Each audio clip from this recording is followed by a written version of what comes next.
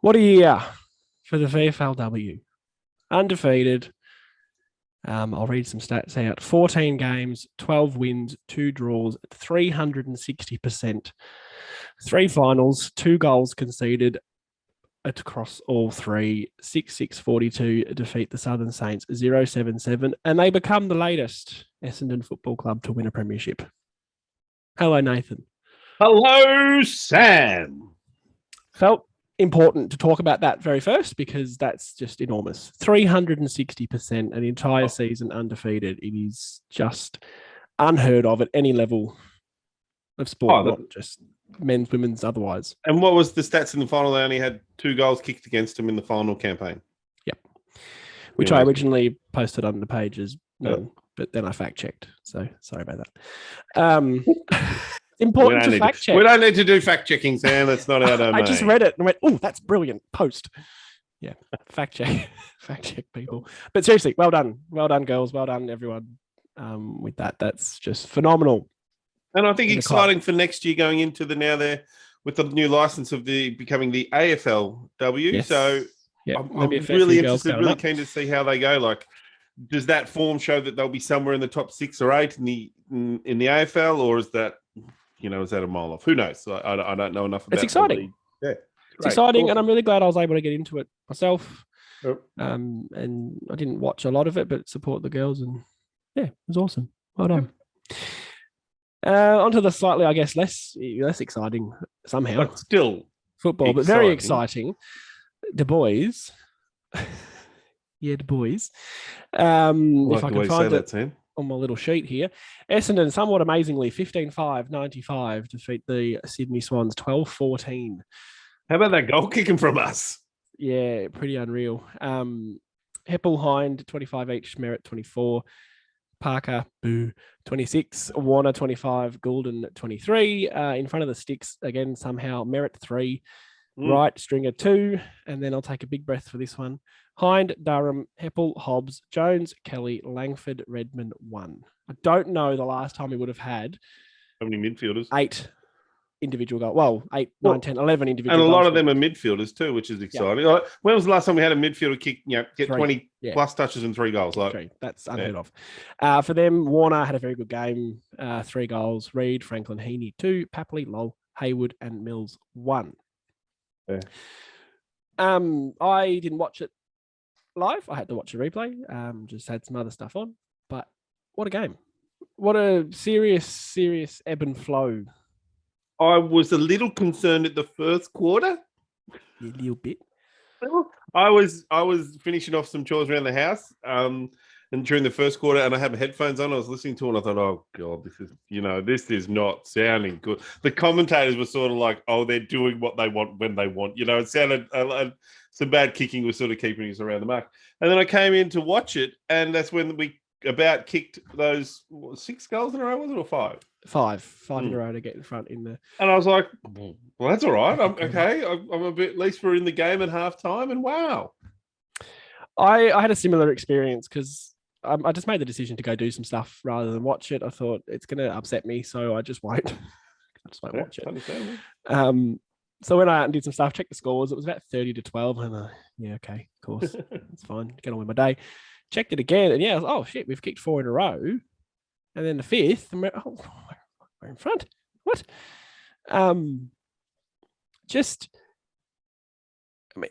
When we were down, the problems were the same. It was D50 to the other end. They were scoring. Yep. Can I just say too, Fox Footy, can we have that commentary team every week, please? Yeah, okay, that good. was awesome. Yep. Buckley has Buckley's awesome good comments. Yep. Just really, yeah. They were doing what they wanted, Sydney. Yep. And we've been critical on us for not being able to adjust game to game, let alone within the game. But we did. Sugar, they knocked over my drink. Oh, careful, Sam. Well, I think what was interesting too was that period when all those goals were kicked, it was a lot of the young kids that did it. Like it was, I think, like it was Sam Durham, Jones. Well, Peter Wright's not young, and then Hobbs, youngish, and then I think Wright kicked another one. So and they were really like. Sorry, yeah. Can we just talk about that Wright goal. So Fox Footy, I think, had it 58 about meters. 200 out. Yeah, 203 meters out. It was in the grandstand. At the other end, it was in Punt Road. He was kicking for goal in Punt Road and actually at the pub on the G. 58 meters out, they had him kick from, and it hit the fence on the full, which is another 5-ish.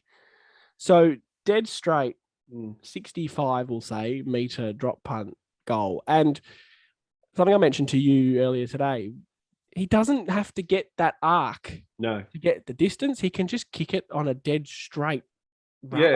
Which is unusual. Like most, players when they're trying to kick that far do start to, get that bit of an arc going on, as you say. But he really can just run straight in and just drop punt it beautifully. It's the most pure part of football for me, and it's just anyone. Again, I like the fact he plays for us, but anyone that can do that, I just But what was really good about that stage was that, it was a lot of the young players, like Caldwell was playing well, like Merritt was playing very well too, and so does Parrish, and I still don't think they're old or anything. And Heppel was playing like he's old. I would struggle to say who was a bad player in that game. Like, there's no ham to. There's no ham to blame. Pick on this week.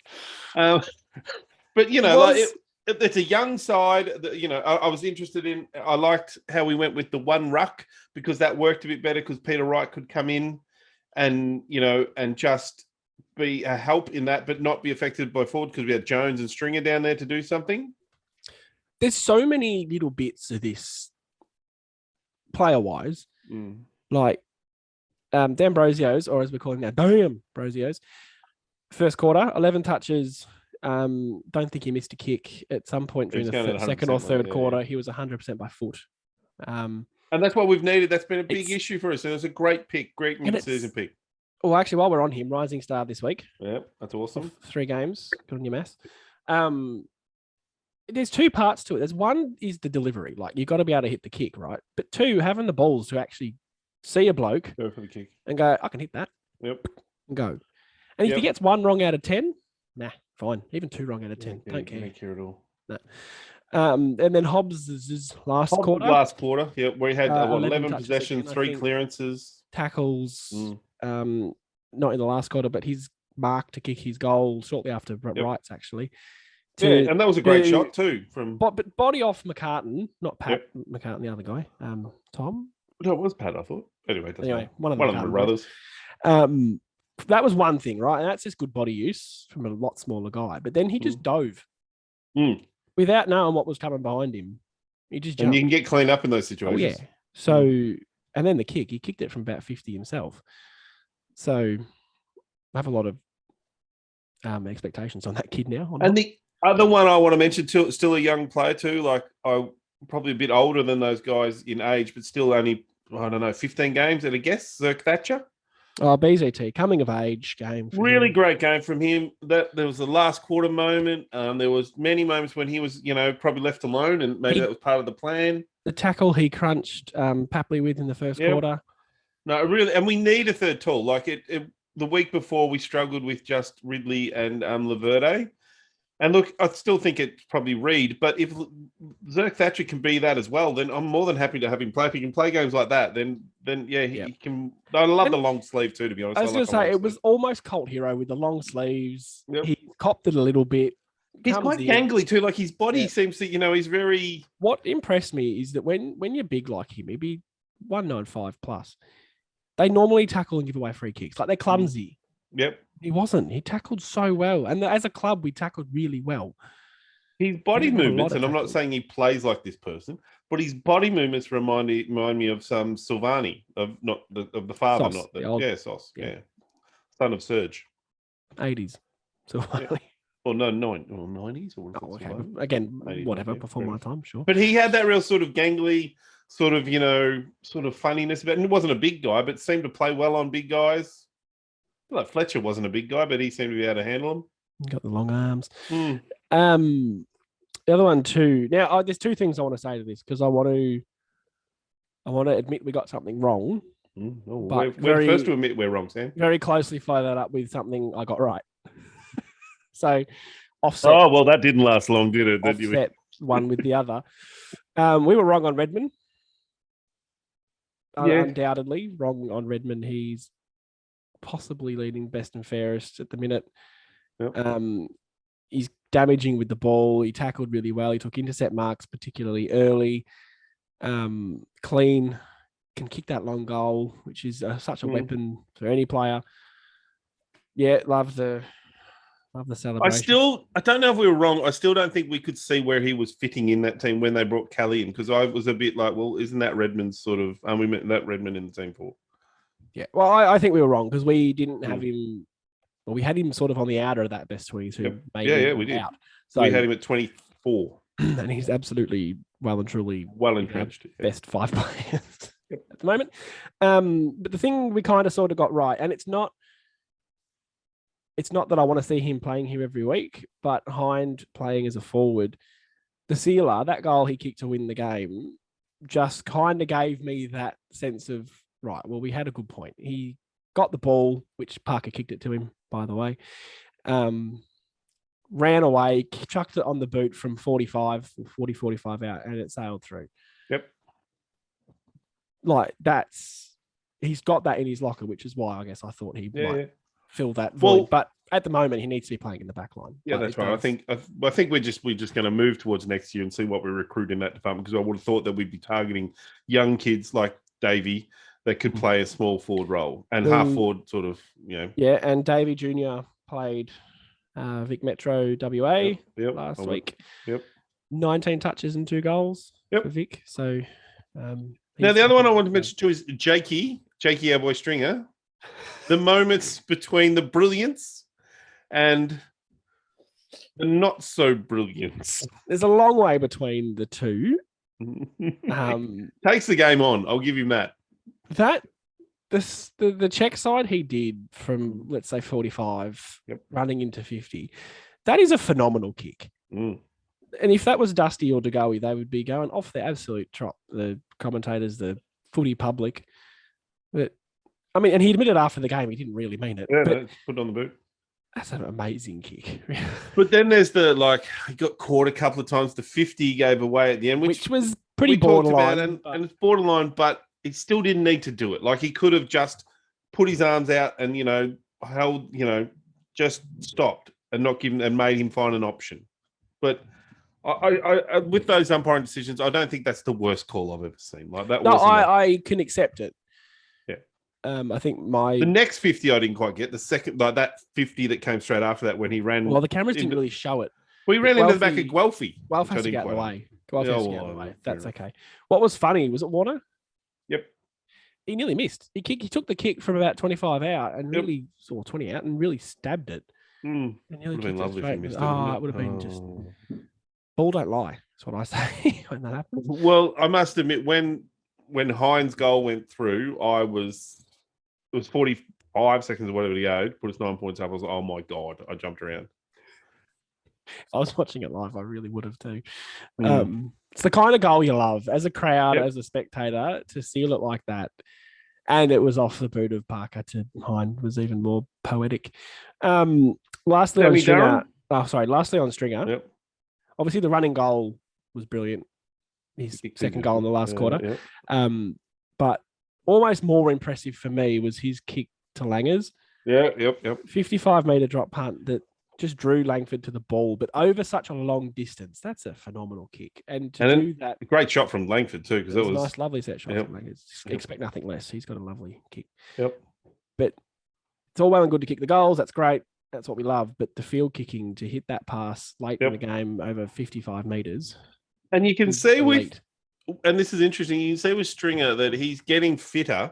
Like, he's improving in games. Like, he was influential in that last quarter. I think did he kick 2 goals in the last quarter?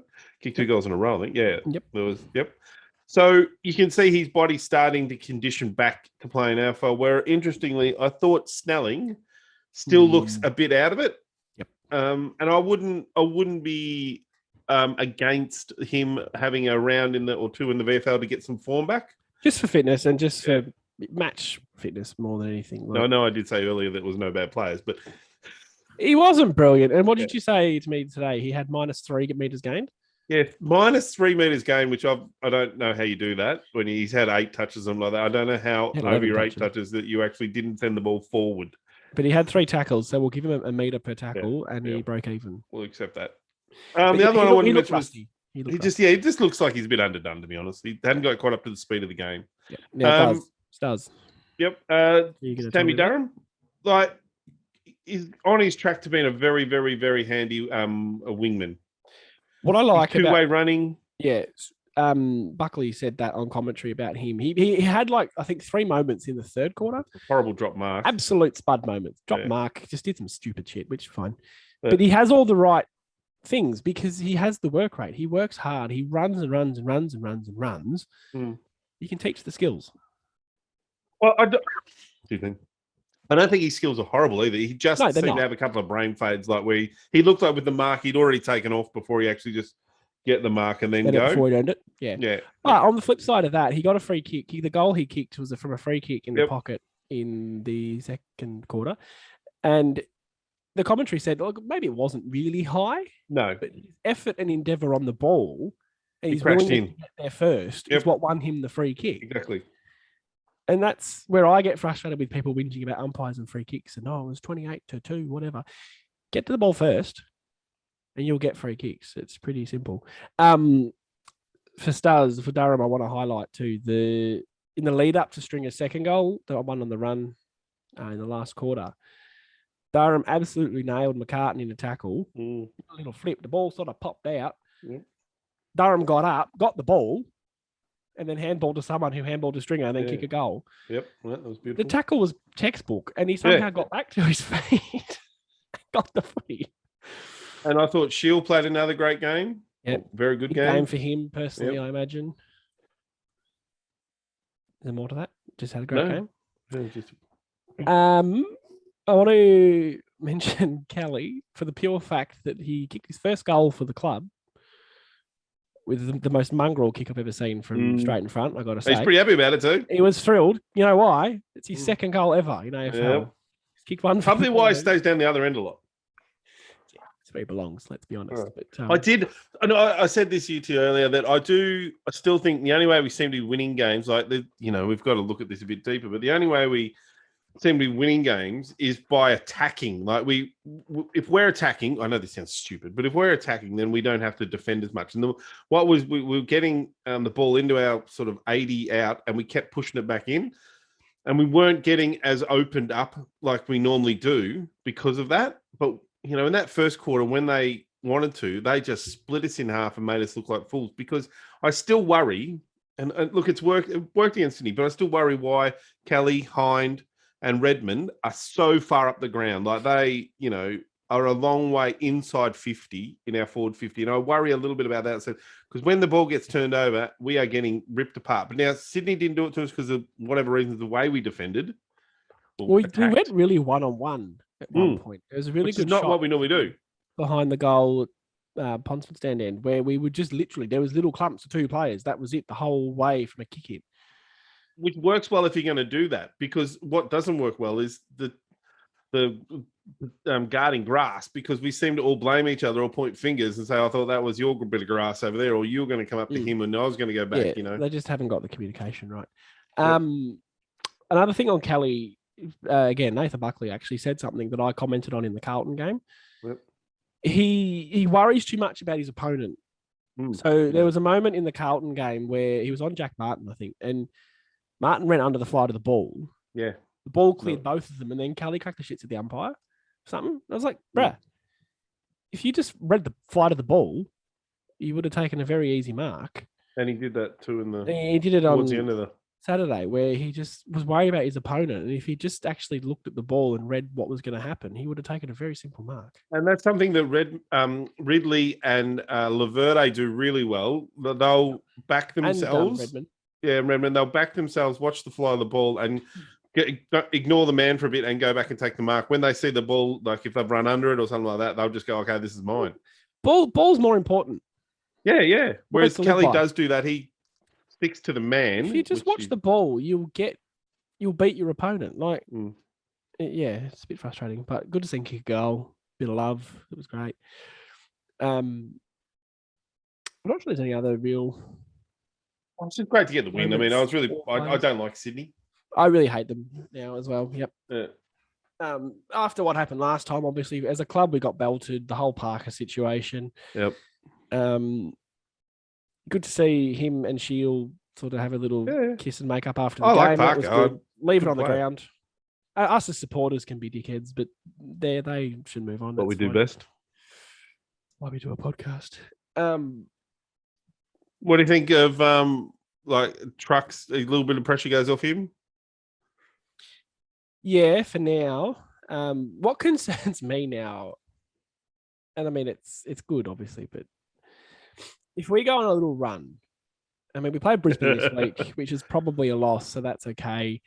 We do play Gold Coast, and Gold Coast have been okay, but have I've had a couple of tough losses in a row, but they might sort of fall away. You know, there's beatable teams coming up, and I would hate for us to win a couple late, finish 13th, and go from pick 3 to pick 6 or 7. I did have a little look at this today, and I was comparing us to, say, Hawthorn, for example, who are on the same wins as us.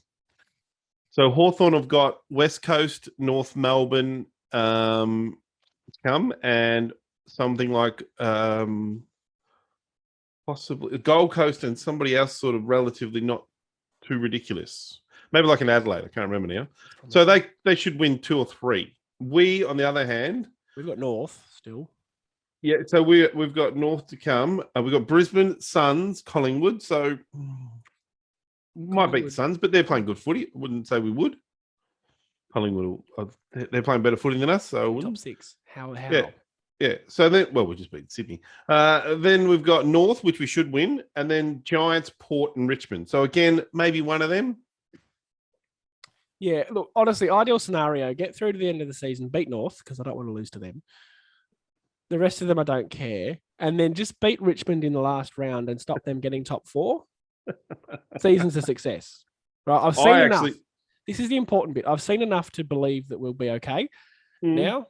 So I don't care about winning. I just give us that good draft pick. If we're going to be shit for a reason and get the draft pick. Yeah, I think a bit differently. Richmond get top 4. I'm more nasty than you. I want to beat Collingwood and Richmond in effect their finals campaign, but I'm happy then to lose to North Melbourne. So then there's no way they get a priority pick. Actually, that's a point. Yeah. I'm in for that. Then they can't get a priority pick, and then we still finish, 3rd or 4th bottom. So we still get a good draft pick. Yeah, I despise North Melbourne as a football club, so I'm not sure, but I don't want to see them get a priority pick. And if us losing to them is what it costs, yep, I'm there for that. Because then they'd nearly be, they would have 2 wins, which would nearly be equal again with West Coast, wouldn't it? So West Coast have 2 or 3. I think 2. Yeah. I'll do a little fact check on that. I did have a little look at the Coleman again. Pete's 8th, so he's still thereabouts. And I didn't expect the man to win 38. I think it was. I didn't expect him to win the Coleman. So if he's in the top 10, that's a big tick. But we said a few weeks ago, if he kicks 40 plus goals, that's awesome.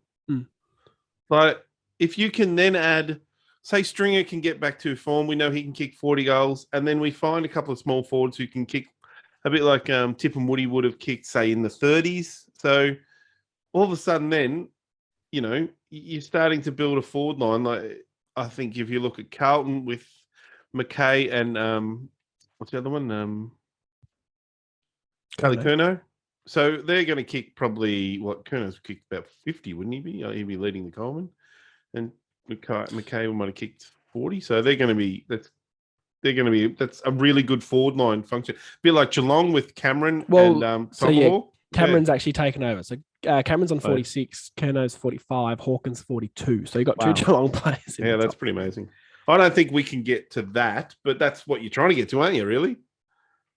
Because Melbourne, when last year they would have Fritz, he was like 3rd or 4th in the Coleman. He came pretty high up. Fritz, I don't know. Okay. I don't know if I'll be able to fact check that. Sure. Can we move on to any comments? We can do. Is there anything else from the game just before we do? It was just awesome. We won. We weren't losers for a weekend, Sam. That was nice. Yes, well, that's true. And the VFL women's. VFL. And did the VFL men's win? No. Got a pretty good pasting from Sydney. We seem to be playing the team we're playing, which is good. I like that. I did see that actually. Process. Yes. He covered Maths Rising Star. We'll do our votes, I think, and then we'll go into the comments. Does that sound good for you? Yeah, no, that's fine with me. Now, you didn't do the same as me. Don't worry. Okay, I can do mine. You go. You go first. Yeah. So I went Merritt with 3. I thought the kid was great. 3 goals, 24 or 5 touches, whatever it was, is a really good game of football from a midfielder, and was influential in what he does with the ball, as always. I wanted to give Hobbs 2 because of that last quarter. 10 possessions, 3 clearances. That's a great game of football. And the number one vote went to Zerk Thatcher. A really, really great game from a young kid coming of age, as you said. I want to see more of that. I want him to play for the rest of the year. I want to see how he goes. I want to see that. That's what I want to see. Yeah. Many other good players, but that's where I went. Yeah. Oh, yeah. It's hard when we win. It's difficult. Losing's easy for votes. Merritt 3 goals and 25 touches, whatever it was. Phenomenal game. I went Hind 2. I just think even contributor across 4 quarters. Yep. Hobbs and Mass were great, but they had one really big quarter and then not so much in the others, which is kind of why I went the other way. And I went Zerk Thatcher. Yeah. I'm a big fan of that sort of game when it's a guy who's had a fair bit of pressure on him. Oh, excuse me. In the past. Right. We will do some comments, unless you have anything else to add. No, that's him. I'm ready for comments. Thankfully, we've had a good little audience tonight. Thank you for being here. Jade Grice. Great that they talk about sportsmanship, etc., but I'd love to see them rub it in their face. I think when you're in the game and playing the game, you play hard and play fair, and that's fine. And then as professionals, they should leave it on the field. And I've got no problem with how they did that. There's no doubt that Parker was targeted that game. If you watch the highlights, he was... Oh, yeah. Snelling cracked in the first chance he got. Snelling hit him. And Draper got him too. A few of them got him. And there was one where Durham tackled him and then pushed him in the ground when he got up. So they were not being nice to him, and I thought that was fine. Yeah. And he had a good game still. But the other massive thing that we mentioned earlier, you talking, we won. That is the ultimate in your face. Yep. Because Essendon, who were 16th on the ladder, beat Sydney, who were pushing for a top 6 spot. Yep. If we had been an absolute bag of dicks to Parker and they won by 10 goals, we've lost. It doesn't matter. Yep. He walks off the ground smiling. Exactly. Winning the game of football is the best way to fuck his day up. Get a bag of dicks in him. Yeah. And we did it. Again, all respect for Luke Parker. No issues with the man. But winning the game of football was the number one way to get back at the Sydney Swans. 100%. And we did. Yep. Well, Joe's back. I lost my shit watching this game. Excuse the French. I'll excuse it, given I just said fuck. First quarter of the last 10 minutes of the third quarter was scary. It just disappeared on me. There we go. Thought the game was over when Mills kicked his goal, but geez, the boys was proud and really fought for the win. We wanted it more than the Swans. Can't believe I just said that. Yeah, no, Mills is a weird, I don't know his numbers. I'd love to know, just curious. They seem to play him out of position. Like for a guy like that, he was barely at a centre bounce. So his centre bounce attendance was 15. They seem to just move him around. He's a match winner for me. Unless he's injured, I don't know what's going on with that. It was a weird one, and it was really annoying for my fantasy super coach even. Phil, in-game adjustments have been getting better since the bye. Yep, I agree. That's good because we were critical of Worsfold for that, unable to sort of switch it up during the game, and Trucks had the same sort of criticism at times. Yep.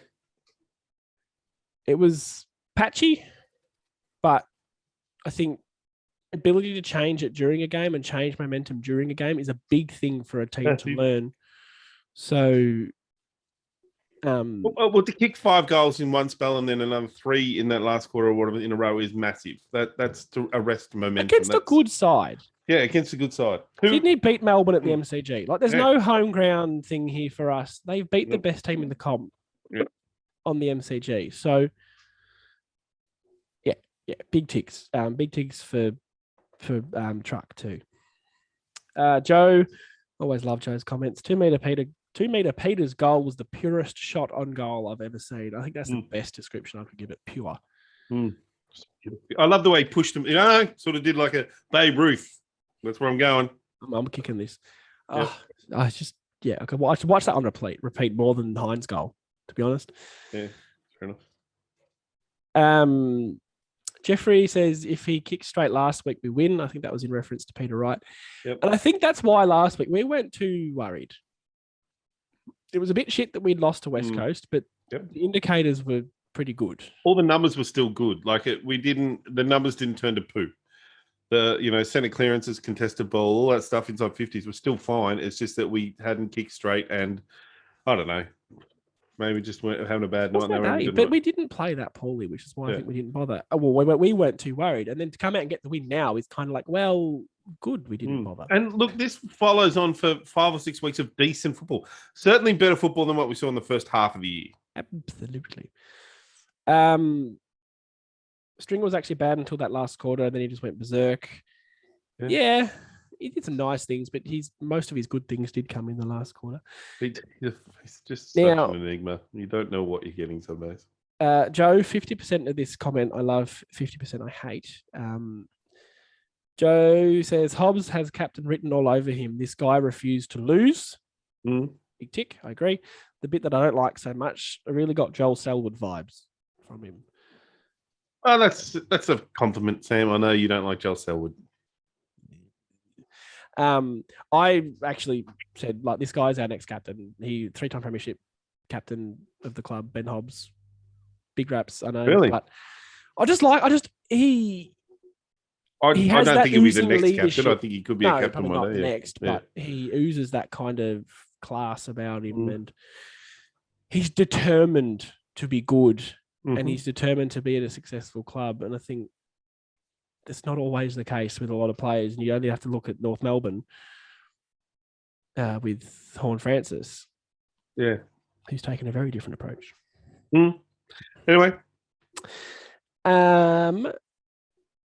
Just reading through. Phil said Hind would have more metres gained for us off half-back, too important in reference to him playing forward. Totally agree. It was just a bit of indication that he can actually play Sam's theory's always been that, like, when we're in our worst period there, and I agree with this, that we needed a small forward. Like, we were struggling. Like, Guelphy wasn't giving us much. He's a pretty good defensive forward. Snelling was out. Like, Smith played a couple of games, but he was clearly injured. We just didn't have that small, can get a few goals from tackles or something, or even hold the ball in. We didn't have that, and there was no pressure when the ball hit the ground. And I agree with Sam that we could probably throw him forward and bring in. He harasses. We had extra defenders that probably could do, like when McGrath and those sort of guys were fit, but they're all injured now. Joe mentioned the rising star. We did. Yep. Did mention that. Durham is a star. Agreed. Love the effort. It's just good to see. Close to Heppool's best game all year. He's been good the last few weeks, I reckon. Been pretty solid.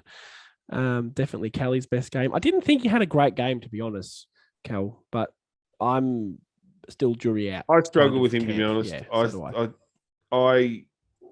don't.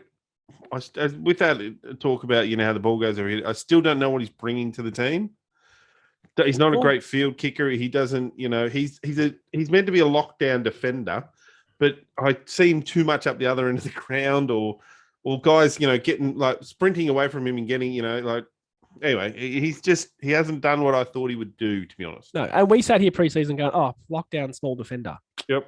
Boom. That's one of an issue. And I blame the club as much as anything because he hasn't been on those matchups. No, he hasn't played. Well, he's on Papley in this game, but at least that's probably because Zerch Thatcher was playing, so that we actually had an extra tool, so we can actually deal with Buddy and Reed and those guys.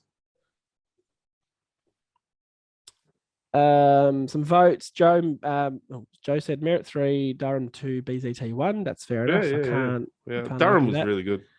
Phil, Merritt 3, Hind 2, Redmond 1. Yeah.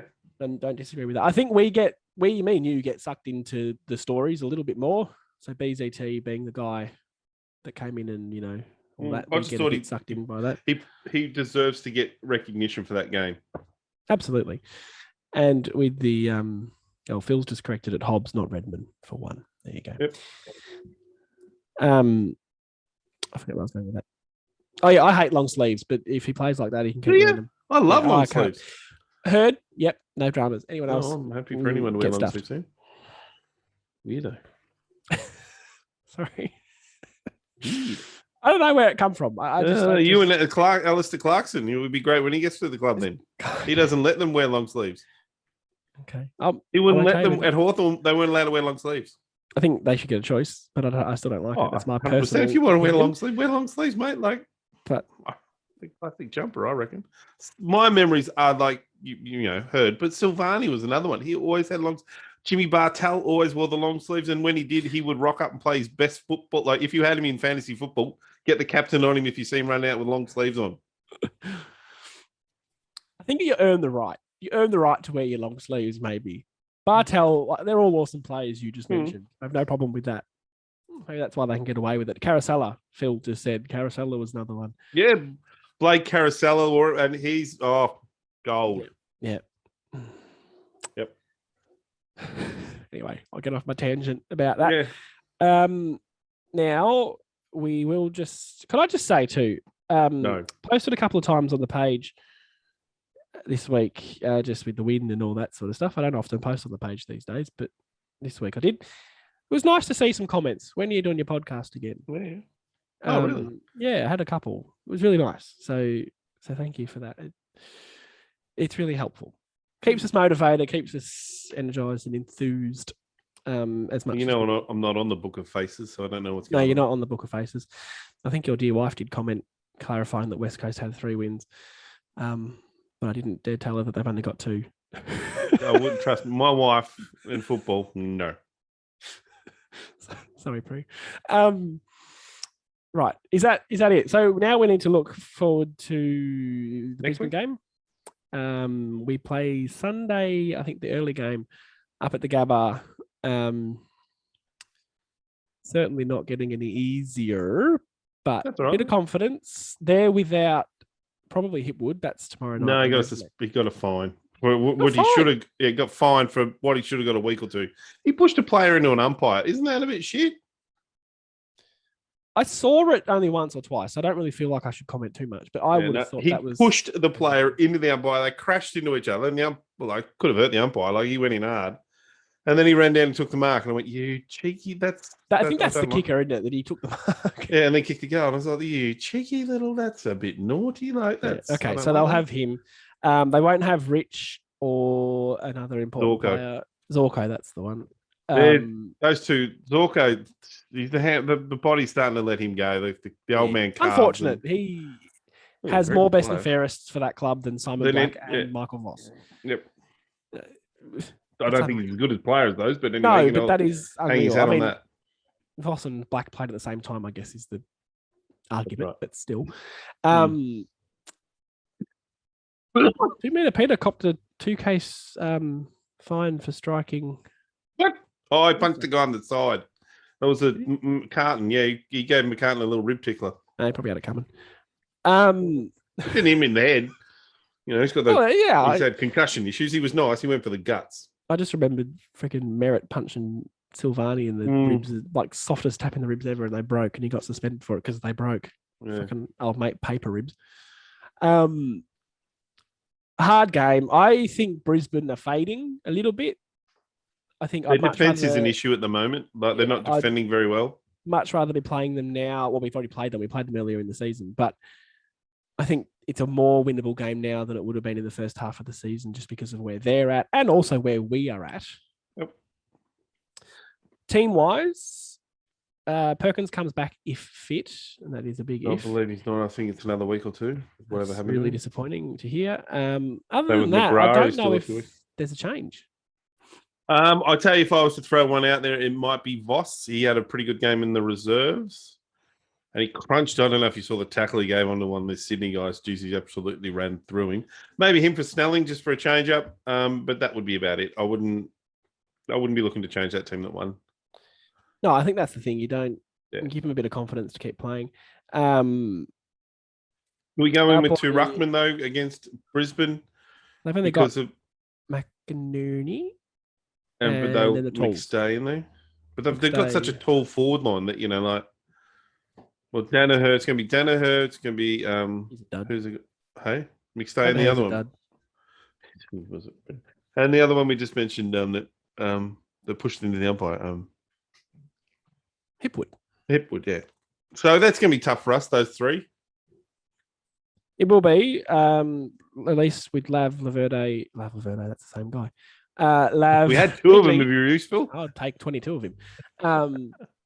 Lav Ridley and BZT with a bit of confidence. That gives us a bit of cover. I think it's what we have to go in with. Draper is okay by himself. I don't think there's a real need. Yeah, no, that's fair enough. Depending if it is wet or not will be another factor in that, because up there, who knows? I feel like it's always wet up there. Agree. We got belted there last year, didn't we? Yeah, anyway. Yeah, and the wet was horrible. Reed's still injured. He didn't play VFL. Yeah, yep.